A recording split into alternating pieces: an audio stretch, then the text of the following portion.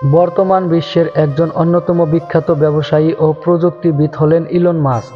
বিশ্বে এরকম বহুগুণ সম্পূর্ণ ও দূরদর্শী মানুষের জুরি মেলা ভার। অনলাইনে পেমেন্ট থেকে শুরু করে ইলেকট্রিক গাড়ি উদ্যোগ ও মহাকাশ অভিযান সমস্ত ক্ষেত্রেই নিজের দূরদর্শিতা ও সুদক্ষ নেতৃত্বের পরিচয় দিয়ে আজ তিনি বিশ্ববিখ্যাত ইলন মাস্ক। ইলন মাস্কের বিখ্যাত কিছু অনুপ্রেরণামূলক উক্তি: যদি সত্যি কোনো কিছু সত্যি প্রয়োজনীয় হয়, তখন সমস্ত প্রতিকূলতার মধ্যেও তুমি সেটা করবে। কোনো কিছু সম্ভব করতে হলে প্রথম পদক্ষেপটা নেওয়া প্রয়োজন, সম্ভাবনা আসে তারপরে।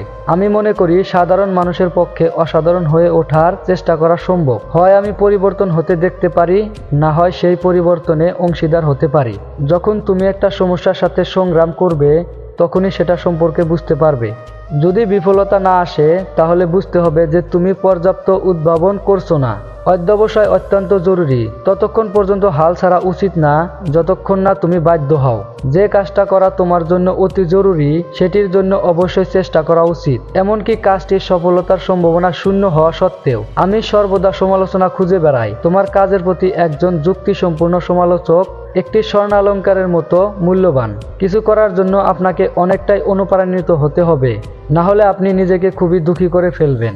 আপনার কখনোই হার মানা উচিত নয়, যতক্ষণ না পর্যন্ত আপনাকে পরাজয় স্বীকার করার জন্য অন্য কেউ জোর করছে। সহ্য ক্ষমতা অনেক বড় একটা গুণ, আর এটাকে শেখা আরও কঠিন। আপনি যদি আপনার জুরিকে নিয়ন্ত্রণে রাখতে পারেন, তাহলে আপনি অনায়াসেই সেই জুরিতে সমস্ত ডিম রাখতে পারবেন। সর্বদা মহান কিছু উৎপাদনের মাধ্যমেই একটা মহান কোম্পানি তৈরি হয়। যদি আপনি কোনো কোম্পানি তৈরি করার স্বপ্ন দেখে থাকেন, তাহলে সেটা একটা কেক বানানোর মতো জিনিস, যেখানে আপনাকে সমস্ত সামগ্রীকে একদমই সঠিক পরিমাণে দিতে হবে। আপনি যেই জিনিসটা বানাতে সবচেয়ে ভালো পারেন, আর সেটা বানানোর জন্য যদি আপনি অধিক কঠোর হতে চান, তাহলে সেটার মধ্যে সেই সব কারণ খুঁজে বের করুন যেটা একটা সমস্যা, আর সেই সব সমস্যাকে সমাধান করুন। পেপাল থেকে চলে যাওয়ার সময় আমি ভেবেছিলাম আর কি কি সমস্যা আছে যেটা এই মানব সভ্যতাকে সবচেয়ে বেশি প্রভাবিত করতে পারে। আমি কখনোই এমনভাবে ভাবিনি যে পয়সা কামানোর জন্য সবচেয়ে ভালো উপায় কি আছে। যে কোনো জটিল কাজ করার জন্য অনেক লোককে নিয়োগ করা একটা বড় ভুল। সংখ্যা কখনোই ট্যালেন্টের জায়গা পূরণ করতে পারে না।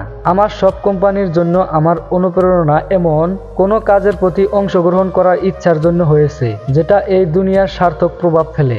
মন লাগিয়ে কাজ করুন। তার মানে আমি বলতে চাইছি যে প্রত্যেক সপ্তাহে প্রায় 80 থেকে 100 ঘন্টা কাজ করুন। এটা আপনার সাফল্যের সুযোগকে আরো বাড়িয়ে দেবে। যদি বেশিরভাগ মানুষ সপ্তাহে 40 ঘন্টা কাজ করে, আর আপনি 100 ঘন্টা ধরে তাদের মতোই ঠিক একই কাজ করেন, তাহলে সেই কাজে তাদের সাফল্য পেতে লাগবে প্রায় 1 বছর, আর আপনার মাত্র 4 মাস।